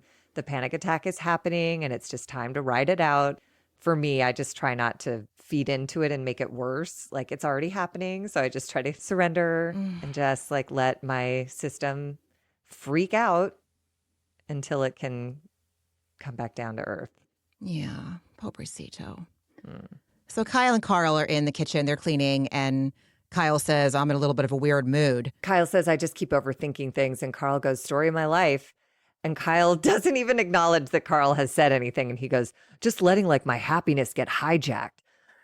Which is, I mean, that's real. You know, that's the whole manufacture your own misery thing. You are letting your happiness get hijacked. So I wish you'd, again, look into that. And he goes, I don't even remember what set me off. And Carl, I think, does, because he just goes, I don't know, and like tries to move it along. And Kyle goes, I mean, I kind of know, but I don't want to talk about it. No shit, Sherlock. Honestly, like, nobody does. And then Kyle just really spun me out. He has a confessional where he goes, I'm like the worst version of myself this summer. And I was like, is this different? I've never seen a better version of Kyle. So I don't know what you're seeing. And he says, I'm not able to articulate everything. And this made me feel crazy the way he phrased this. And I give Amanda these perfect instances where I mess up or I storm off or I say F you or I stay out late. And it's like, you give them to her? Like, you did those things. That's who you are. Look at all the things you just listed. Like, that's not her doing. That's who you are. And he goes, and meanwhile, there's like so many fundamental things that are wrong with the foundations of our relationship. And I'm just unrelatable. And I just wrote here that 12-step concept of being terminally unique. Completely. Sure, Kyle, you're the only one who's ever had trouble in your marriage and a difficult business season. Okay, you're the only one. Like, no one understands what I'm going through. Carl literally just said, story of my life in response to you. So that's not true. And he goes, it's very isolating. It makes me feel like I should just give up the drama. And then he goes, but I've got so much invested in my marriage and my business. That just doesn't seem like an option. I'm just trying to hold on. And then he sort of like stares out into the middle distance. And I was like, my God, it's like a bad monologue. It's just none of it feels grounded in humanity or reality or adulthood or truth, or it's just this weird, like you said, story. It's his story. And there's no gratitude anywhere for any of his circumstances at all. Right. He is extremely typical privileged white dude in this instance. Like, you know, he's a Bravo celebrity. He's well known. He's a DJ. I've said it so many times. You know, he has a successful business, whether or not it's okay, it's struggling, but it's there. It has a presence. Opportunity is at his fucking feet. And it's been there for the last 10 years, ever since I've known him. He is the one that is contributing to any of the misery that he has around him. He doesn't see what he has. It's so gross. I am repelled by this person. And he's just making it worse. He is, but that's like, I think misery gives him, as Carl would say, his vigor. Like, I don't think Kyle knows who he is if he were to calm down, take a deep breath, and be absolutely grateful. not. I don't think he knows how to do that. And I don't think he wants to know. I think he thinks that's for weak people. That's for idiots like Amanda. That's for dumb bitches. That's exactly right. Not for real guys. He is such like a doer. He's just it's all output, output, output, output. He is extremely stereotypically American alpha male capitalist productivity bullshit that I fucking hate. I don't even mind it if you can be a decent person while you do it. There's a lot of big money makers who are decent people and, give big portions to the arts or fun things they care about, whatever. It's possible to achieve at that level and be kind. Yeah, no, But absolutely. But yeah. like he's like, working out, regimented eating plan, don't have piles, take the meetings, wear those fucking dumbass shirts and hats that say live free or die. Like he doesn't know what the fuck live free or die means. He knows how to be like that gross, toxic, masculine energy doing. He's gross. Anyway, who fucking cares? Who cares? I'm not saying anything new. So Sierra, Mia, and KJ are chatting in the backyard, and Sierra lets them know that she is bringing out her alter ego, Karma Brown. She's returning to the party, and they were not on the show at the time when she first debuted Karma Brown, and we see flashbacks of Karma debuted as a young, vibrant character at a costume party 3 years ago, and tonight she's going to be old Karma for Kyle's birthday party. And KJ reports that he had a panic attack. He's spiraling a bit about the conversation at dinner last night and the warnings to be careful and take it slow in regards to his relationship with Dara. And again, all those motherfuckers who are talking to him about taking it slow are projecting. I guess I can kind of draw a comparison to my own, relationship/marriage, but I don't even know if I have to do that. To me, it's never seemed like it's going too fast. These people, Dara and KJ, for all intents and purposes, for everything I've seen, from what I've seen of them today, it seems like they both showed up as their authentic selves, honest from the jump, honest about their feelings for each other from the jump. If that's what's going on, I don't think that's too fast. Maybe for someone like Lindsay, who doesn't ever show up like that into a relationship, maybe that's too fast. People like Lindsay and Kyle, they go by timelines. They don't go by authenticity. Does that make sense? 100%. And that dinner was full of a lot of things. They were, Jesse was like, I went too fast. And then comparing everyone else Jesse to was KJ is like, well, I don't dude. think they were. I don't think they were comparing those two men. I hope not. Jesse wasn't doing that because that is absolutely out of bounds. No, because remember, Jesse didn't even want to cop to the fact that he moved too fast. Yeah. He was like, whatever. Anyways. He's Lexi who? Right. He also got all that information about it'll be blown up in the press. Then they talked about interracial dating. And it just seemed everything that was spoken about at that dinner seemed really fraught, know? And I love Sierra for saying, that she understands how KJ would be apprehensive about bringing a girl in the house after all of those conversations last night. Yeah. But KJ enters that part of the conversation by saying he knows that feedback was given from a place of care, but he's in his head about it and he can't let it go. And he says, I'm trying to stop something before it has started because I'm like protecting myself because I do like her. Can't get more. That's it. That's it, Kyle. That's what honesty looks like. That's what vulnerability looks like. That's fucking it, West. That's it. That's it, Jesse. That's it, Ben. That's it. That's it. You have to show up and just say, I don't fucking know. That's it. I don't know. And it's so empowering to say it and to watch it and to be friends with it. And to just be in touch with the truth of what's going on. Like, oh, I see what I'm doing. I'm trying to stop something. And I was like, oh, anyways, he's lovely. Extremely aware. Yeah, extremely aware. Mm-hmm. And so Sierra shares with KJ that she uses that Tennyson line as a mantra. It's better to have loved and lost to have never loved at all. I mean, she's right.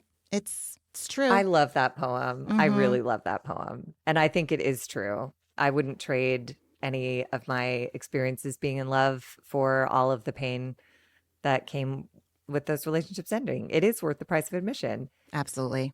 And in her confessional, Sierra says no one understands better than her what KJ's feeling as he enters potentially into an interracial relationship in the summer house on TV as a Black cast member. And she says in her confessional, you cannot do things out of fear. You can't not do things out of fear. The other side wins if you do that. She's not wrong. And Mia very sweetly reminds KJ that she and Sierra are very much here for him. And KJ's whole posture changes and he goes, I know. Like just so certain in the support he has under that roof. And again, they've only known each other for like 4 weekends. And he's like, oh, I just love them. Yeah. And then Sierra tells us about what she's learned on these wellness retreats she's taken to Costa Rica, and she leads them in a little breathing exercise and has asked KJ just to be present and feel the wind in his wave cap. And he does. And then they all hug and say, I love you. And then they head their separate ways. And look at that. That is the arc of the panic attack. Lindsay set it on. He got stuck in the refrigerator, short of breath. He had to go to a few places to catch his breath. He sat down and told the truth, and that which is shared loses the power of terror over us. Yes, and here it we does. are. Mm-hmm. So I loved it. I did too. So then we have a makeup artist named Nina showing up to do Kyle's old man glam, and Amanda is just in full worker bee mode, acting like the perfect, peppy, unbothered wife. Gnarly. Matt and Katie arrive. They're Kyle and Amanda's friends. Amanda greets them again as the perfect wife and hostess. If you learn anything out of an alcoholic dynamic, it's how to be an Oscar-winning actor. You get real good at it, and it convinces you and the rest of the world everything's fine, nothing to see here, we're great. And that's why when the shit hits the fan and everyone starts to figure out what's really going on, people often look at you with wide eyes and go, I had no fucking idea. So it's exhausting being you do a lot of things in an alcoholic dynamic. It's real tiresome. And then we are with Carl and Jesse, who are sitting while Kyle gets his glam done. And this made me laugh that Carl admits that his green Crocs are a cry for help. So I go from that sweet giggle to Kyle going, my cries for help come out at weird times of night in the worst possible way. So there's that.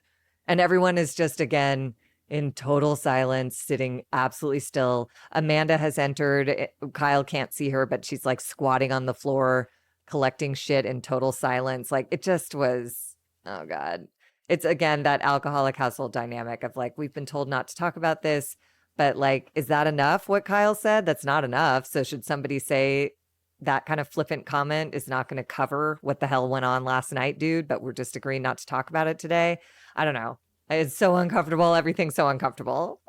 It's so inappropriate, and so it sucks the air out of the fucking room, and it's not at all accurate about anything. Again, just that like it's that like not secondhand embarrassment, but yeah, I guess like secondhand embarrassment. Like Kyle, stop, dude. Just like stop. So everyone knows they're not supposed to talk about this today, but also what Kyle just said was so like flippant and casual, not addressing in any meaningful way, him saying fuck you to his wife and calling her a dumb fucking bitch. And everyone knows that it happened. Oh God, I feel for everybody in this house at that time. Then we're up in KJ's room and he finally lays it out with Dara. And he says, today's weird vibes, to be honest. And Dara just says, oh, I hate hearing that you're in your head, but it's not bad. If that's what's going on, that's okay, which I also loved. Loved it. She didn't say like, don't be like that. It's part of, she's like, tell me what's going on. Tune it out. Oh, please. Exactly. And he's so cute. He goes, do you want to know why it happened? That he's up in his head. And she says, yes. And he explains that he heard from Lindsay that Bailey was talking about how last time Dara was visiting the house, she was in Ben's room for an hour. And Dara just flat out says that didn't happen. And she says, I would have no problem saying if that was true, but she just went in there to change out of her dumb Ren Fair costume and to store her bag. And KJ says, lets her in on, he's been having some really crazy thoughts, worrying that maybe Dara is just maybe using him to get into the house so she could actually pursue Ben. And I loved Dara for answering that by saying, that's not even crazy, because at this point, I would probably have anxiety if I thought you liked someone else also. And I was like, oh. I loved it. And KJ apologizes and says, I didn't want you to think I was being hella distant when you got here. And Dara, again, in real time, just processing everything and goes, no, I get that you were trying to process that. But genuinely, the person I had an interest in was you. Huh? And KJ just goes, I'm glad we talked about this. And that's it. That's Lindsay, you fucking monster who tried to erupt some huge dramatic blowout fight in literally 2 pages of dialogue written out. These two darling, loving, evolved, honest human beings worked through all of it. Yeah, Jesse. It took 30 seconds. Exactly. West. It took 30 seconds, Ben. And it wasn't, look what happened. No one died. No one shed blood. No one scratched the surface of skin. No one came out. In fact, they're Hurt. better for it, Better I would for say. it. 30 seconds. And the only person who might be in trouble is Bailey, because Dara is clearly pissed that she thinks Bailey was gossiping and starting shit. I still hold Lindsay entirely responsible for this because, again, Bailey was just trying to work her way out of having a crush on Ben. Yeah. And basically, they'll have it out next weekend when everyone's there all together since Bailey's away this weekend. And then Dara just asks KJ, "Are you Gucci?" And he goes, "Yeah." And that's it. Onward to the party, baby. Ay, ay, ay. So everyone comes down in their respective old people costumes. And I got annoyed when I saw Lindsay's. I'm like, of course she had to be like a hot old lady. Like she couldn't just like be like old lady. And then I was thinking about it. I was like, wait a minute. You know what, Ramona? You can't. Like, don't point a finger because 3 are going to be pointing back at you, 4, whatever, if it's your thumb. I'm like, what would I wear if I was an old lady? I would have gone full on Palm Springs, retiree, caftan, spray tan. I would have done some old person makeup. I would not have gone down the road that Amanda went down. So I'm no better than Lindsay in that respect.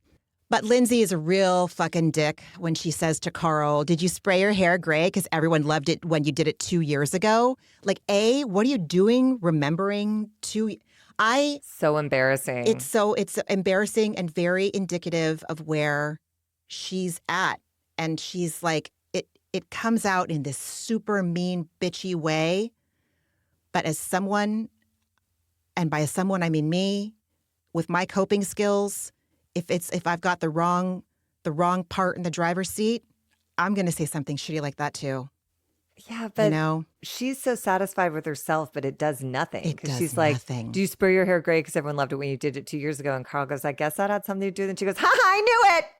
In this like shrieky thing of like, were you waiting for this? Did you think about, oh, it's an old people party. If he dyes his hair gray, I'm going to say this and everyone will like, what are you doing? She's sitting at home stewing for the past year, resentful and still feeling humiliated and still 2 personalized her. years. 2 years for their, oh God, you're right. 2 years Get for the end of over their it. engagement. Like, You have a 1-year-old daughter, dude. I understand heartbreak and I understand the pain, but I don't believe she was heartbroken point, at all.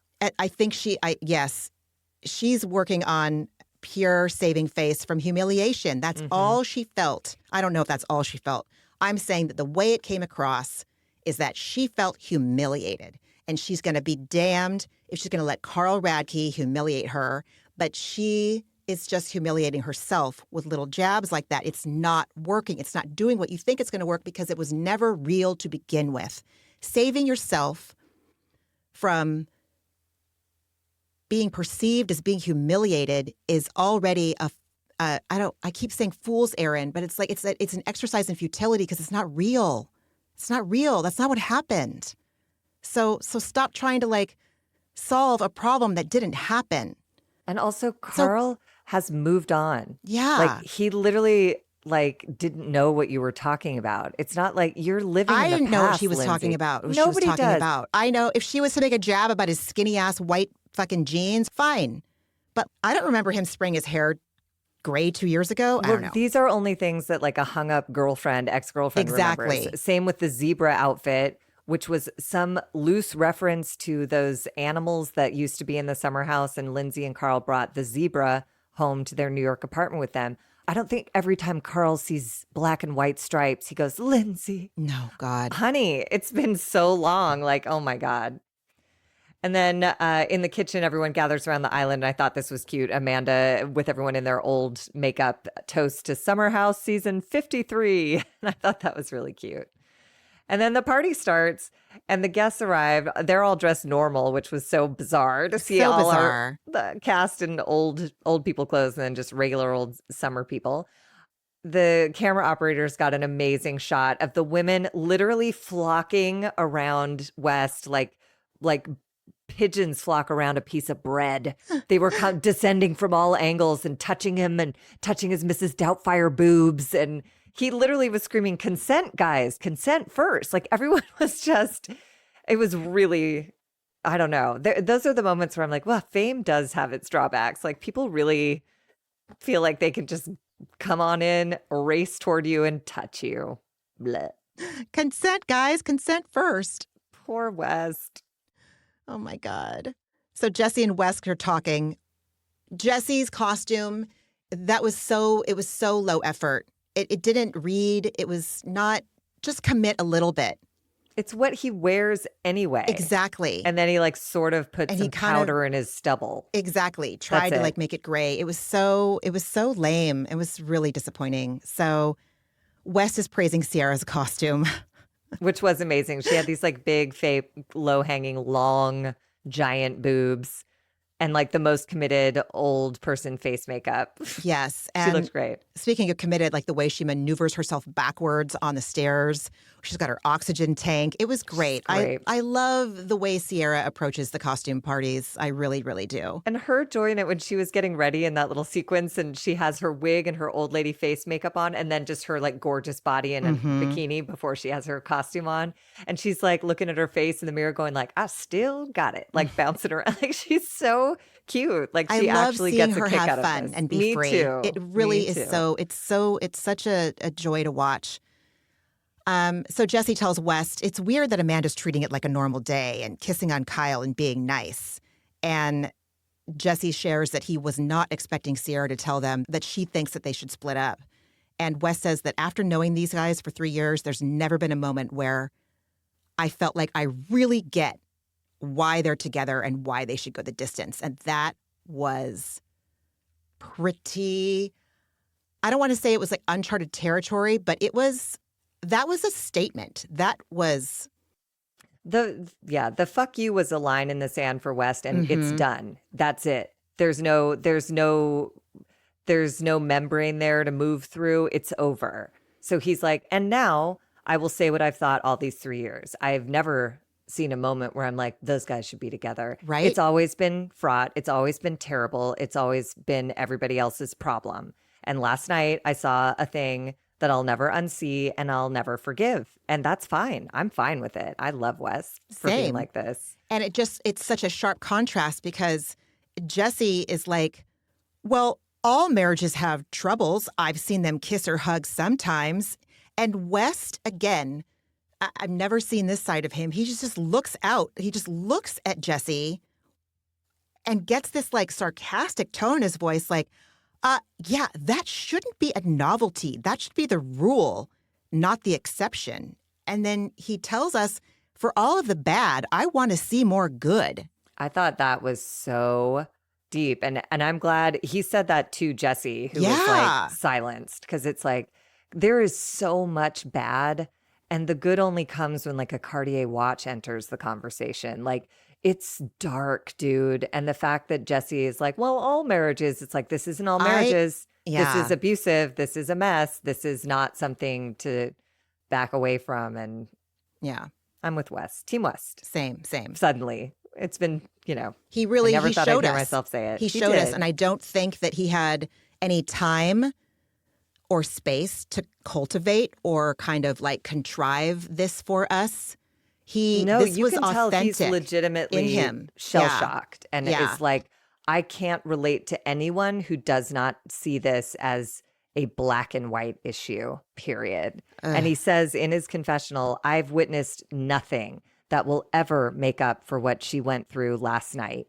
And then we get a flashback to Amanda confiding in Wes. There was a time where she thought Kyle was the best she could ever do.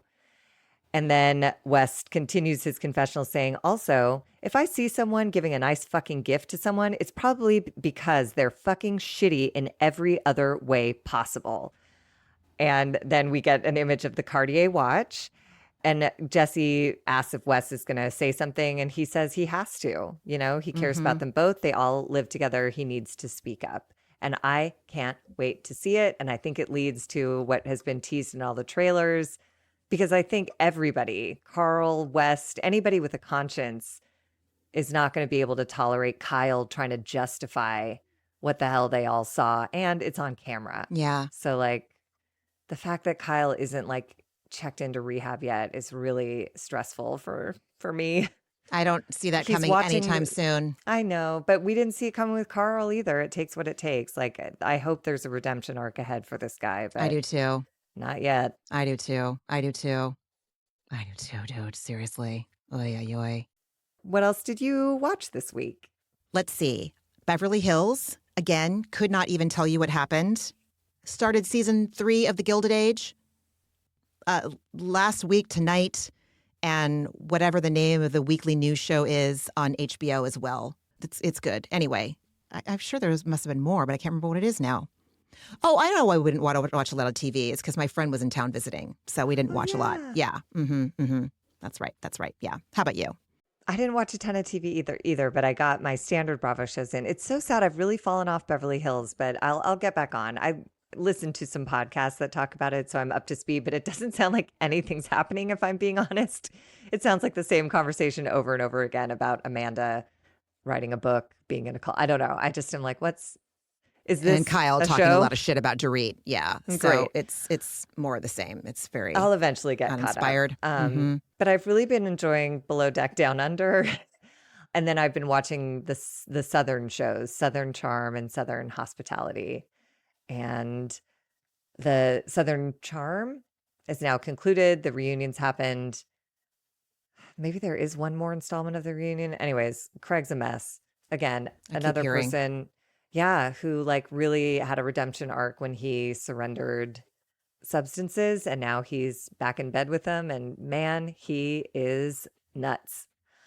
And yeah, I think that's all I watched. I was having a busy week, and I was stressed, and then opening my phone was not a helpful tool. So I started just watching again. I went to my regular TikTok delights of slip and fall videos and puppy videos. So I really had these like pockets of, and I'm not lying, like an hour at a time. I can watch an hour of 15-second puppy videos. I don't know how, but they're so cute. There was like a compilation of puppies yawning that I watched like, I don't know, 10 times. And it really does something to my nervous system that's useful. So that's where my attention was this week. And what was your antidepressant? Let's see. One of my dearest friends since high school came to visit for the weekend, and it was extremely therapeutic and healing for her to be here. I really was so grateful. You know, again, everything happens for a reason. It came at the perfect time. Like that was the perfect time for her to come visit. So that was one. My Game Boy continues to be another one. My Tetris cartridge and my Game Boy continue to offer relief and fun and distraction, healthy distraction when I need it. And then again, like I've shared in the past, it might not sound like it's a typical antidepressant, but when I have a moment where I can like finally like cry about something or have like a breakthrough or just like cut through the confusion and the pain and the doubt and actually get clarity. So like more stuff just continues to reveal itself. And this week was a really big, I don't know what kind of word to use it for, but isn't Mr. Rogers the one that said, look for the helpers? Didn't you just say that again, like just a few weeks ago, maybe?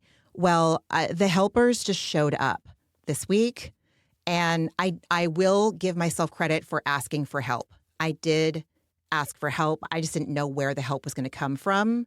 But when I took people up on their offer for help, because I don't like to do that, I'm like, I don't want to like overstay my welcome. I don't want to ask for too much. I don't want to be too much of a burden. So even if someone looks at me and says, I love you, I'm here for you, how can I help you? It's like it takes me utter misery on like the doorway of just real catastrophic black and white thinking for me to finally say, fucking uncle, I'm asking for help. And then the helpers show up and like help me more than I ever thought that I could be helped. So that was my antidepressant. It did not feel good, but it was an antidepressant. Yeah. So how about you, friend? That's lovely. My antidepressant this week was, every now and then I have one of these moments or even like weeks or seasons where all of the work, sometimes like going to the gym, going to therapy, sometimes it's like, what am I fucking doing? I'm just doing the same shit over and over again. Is it really helping? And this past week, I had a bunch of professional meetings, and that thing happened where something took over. Everything that I've learned in therapy somehow like assimilated all in one moment. I had my Wes Wilson moment where I was able to be really clear.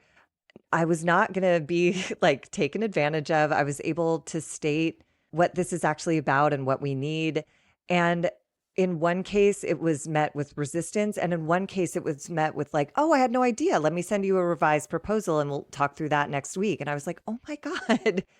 And in the moment, I wasn't trying to do what therapy said. It's not like, I wasn't lifting with my legs because that's what I noted. It's like I suddenly just found myself lifting with my legs. Like I didn't have to think about it. And whatever the self-esteem professional Margie version of that is, like I witnessed it happening and I didn't do anything except show up all these years for therapy. And like it suddenly crystallized and was put into action. And I like myself better than I have in a minute. And it's all fleeting. This too shall pass. But for this week, it felt like, oh, this is how I do want to be a professional from now on. Like the things, there was a professional circumstance years ago now that really shattered my identity as a professional. And it's taken me a while to let that go, rebuild from scratch. And like this week I saw it. I got a glimpse of like, oh, there she is. She's fucking great. She's clear. She's not trying to please. She's just saying what she needs.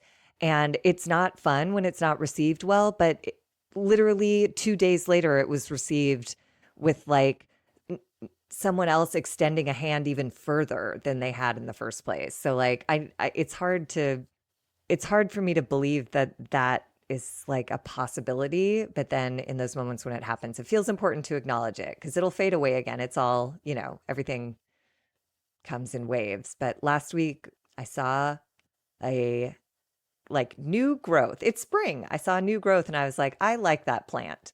Let me nurture her and see what comes up in the next couple months. I'm so happy for you. And I can see it. It's all over your face. It's totally in your energy. And I'm really happy for you. I'm really happy for you. And Thanks, I man. always had faith that you would. I know you've seen me through this has been a long ride to define who I am in my profession. And not that it's over ever, but yeah, this felt good. I'm really, really glad for you, friend. I'm so glad. I'm so glad I had every faith. Yes. And it's also just a tribute to like staying in it. Like the work is so fucking tedious and painful. And honestly, it felt pointless for a while. Totally. And then, like they say, slowly then all at once, So I had one of those all at once moments where I was like, oh God, okay, these things do work. And it wasn't for nothing. And it just took this particular circumstance for me to have a chance to try this out. And that was encouraging. I'm so glad. Hooray. Sorry to be so vague, but the details are actually boring. I get it. So I'll keep it vague. And they don't matter for sure. No, they for do sure. not. Yes. Yes. Yes. And I realized I should mention, I'm going to please, take a hiatus for just me. I'm taking a hiatus for the month of April to tend to some business things that are time sensitive, but we'll have guests and the show will go on. And I'll be back in May.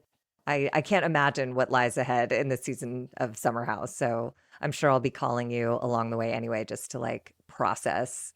Please do. Yes. Yes. Holy shit. So I'll be behind the mic solo. I'm hoping to get Josh in, maybe some other guests, but I'm absolutely not. I will be here. I will be here every week and talking about these people. I can't wait. Every time the episode ends, I can't wait for the next one to start. So everyone, just take really good care of yourselves this week, whatever that means. Maybe look for the helpers and just know that you are not alone. And when people say they love you and they're there for you, they really mean it. And if it feels like a week or a day or a moment where you feel willing to be able to ask, I promise you it will work out for you. Yeah. Yeah. And that's it. All right, everybody, take real good care, and we'll talk next. Well, I'll talk to you next week. And I'll talk to you next month. Okay. Bye, everybody. Bye. Ramona and Margie are Obviously. not doctors and do not provide medical advice. Their content is intended to be used for entertainment purposes only. It is not intended to be, should not be interpreted as, or used as a substitute for medical advice or a diagnosis of any health or fitness problem, condition, or disease, nor a recommendation for a specific test, doctor, care provider, procedure, treatment plan, product, or course of action. My mom isn't a doctor.